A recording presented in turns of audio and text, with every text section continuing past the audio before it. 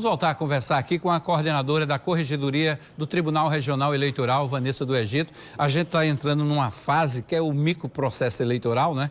Que é uma fase importantíssima da campanha. E eu imagino que a Justiça Eleitoral começa também a redobrar todos os cuidados, fiscalizações, apontamento do que falta ainda dessa reta final. Com certeza. Encurtou, né? Como você disse, Hermes, agora é um microprocesso eleitoral.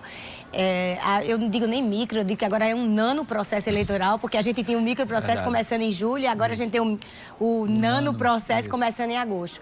Então, está na fase de registro de candidatura, né? De julgamento dos registros. Os relatores estão com muitos processos para serem julgados, através do PJE, o processo judicial eletrônico. Está também correndo em paralelo as propagandas eleitorais, então as representações de propaganda.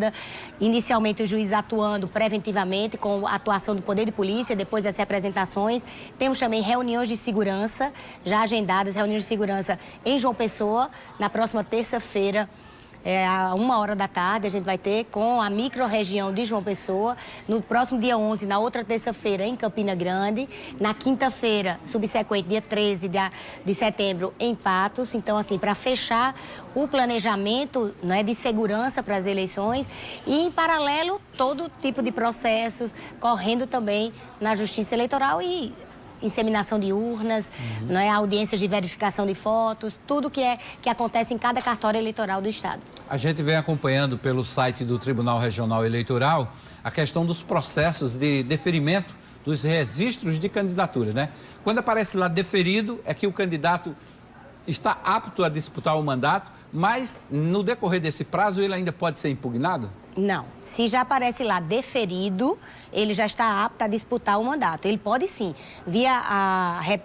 responder representações por uma propaganda irregular, por algum ato, alguma infração que ele faça durante a campanha eleitoral. Mas quando aparece deferido, é porque ele já está apto, pelo menos assim, já teve o seu registro, já está hábil e apto a disputar as eleições. Nem o Ministério Público pode entrar com uma ação pedindo a cassação do registro dele? Não, porque ele pode entrar, mas se ele já está deferido é porque já houve o período, né? Eram 5 dias para impugnar. O Ministério Público, os outros partidos políticos, as coligações e os outros candidatos podiam impugnar cada um dos candidatos que estão disputando o pleito em 5 dias úteis. 5 dias depois da apresentação do registro. Se não o fizeram, se ao final o relator chegou à decisão de deferido, é porque ou houve impugnação e foi julgada improcedente a impugnação, ou seja, que não tinha subsídios necessários ao indeferimento do registro, ou não houve impugnação e ele satisfez todas as condições de elegibilidade e não incorreu em nenhuma situação de inelegibilidade. Até quando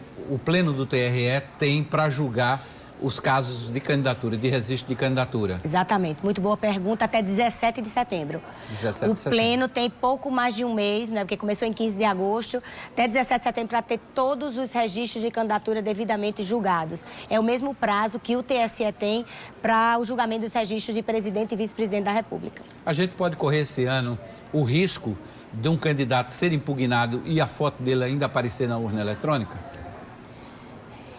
Se ele foi impugnado e está correndo o registro, está correndo com recursos. Enquanto estiver correndo, o candidato pode se candidatar na condição que a gente chama de subjúdice, ou seja, que está na justiça, aquilo ali está correndo na justiça. Aí ele pode sim, se esse julgamento não se der em tempo hábil, a que seja colocado, seja trocado por outro candidato, pode sim vir a ter o nome na urna eletrônica. Essa decisão determinativa depende, no caso da segunda instância, já que a gente está falando de justiça eleitoral, a segunda instância seria o Tribunal Superior Eleitoral. Exatamente, porque se ele recorrer, é o TSE quem vai julgar em definitivo. Vanessa, em relação a essa propaganda eleitoral que começa amanhã no Guia da Propaganda Eleitoral, Rádio e Televisão, o TRE faz um monitoramento, um acompanhamento dia a dia do que foi ao ar.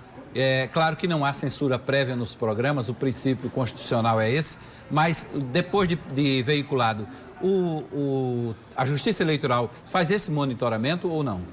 Não, Hermes, esse monitoramento é feito pelas outras coligações, pelos outros partidos, porque chega à Justiça Eleitoral, né, as representações de acordo com a propaganda eleitoral gratuita. O TSE não faz, até porque, como você mesmo disse, não pode fazer essa censura prévia. Também não nos é encaminhado os programas eleitorais, é encaminhado diretamente para as emissoras. As emissoras é que cadastram as pessoas responsáveis pelo recebimento e os partidos políticos e coligações, as pessoas responsáveis pela entrega desse material. Isso tudo é feito entre partidos e coligações e emissoras. E vai chegar à Justiça Eleitoral depois, se houver uma infração, infringência a qualquer dispositivo da legislação eleitoral. Bom, e só para o telespectador entender, essa veiculação de mídia também foi definida num consenso entre emissoras e representantes de coligações, não é isso? Também, nesse mesmo dia que foi sorteado, né, o horário eleitoral, a ordem de veiculação, também foi feito consenso através de tipo de mídia, tempo, horário, de acordo com a resolução e de acordo com os partidos políticos, coligações e emissoras presentes. O TRE, terminada essa fase de propaganda eleitoral do primeiro turno, o TRE já tem a data do início da propaganda eleitoral, caso haja um segundo turno? Com certeza. A resolução já trata tanto do primeiro como do segundo turno. Termina a propaganda eleitoral gratuita, termina no dia 4 de outubro para o primeiro turno e recomeça no dia 12 de outubro e vai até o dia 26 de outubro, se segundo turno houver.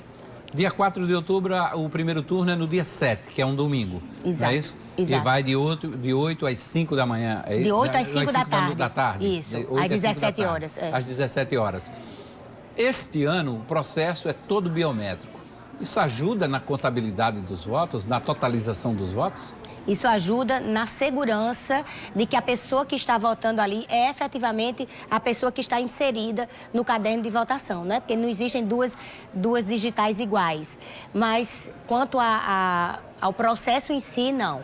A gente vai ter até um pouco mais de cuidado, porque serão 6 votos, né? Cada eleitor vai ter que votar 6 vezes. Serão 25 dígitos a serem clicados lá na urna eletrônica. Então, é um processo que vai demorar mais lento, justamente por isso, porque vai ter mais tempo cada eleitor para votar em seus candidatos. Por isso que a gente pede, Hermes, sempre que o eleitor vá com a sua colinha, se dirija à cabine de votação com os números dos seus candidatos devidamente anotados. Certo, a gente vai falar disso daqui a pouquinho. Vamos a mais um intervalo.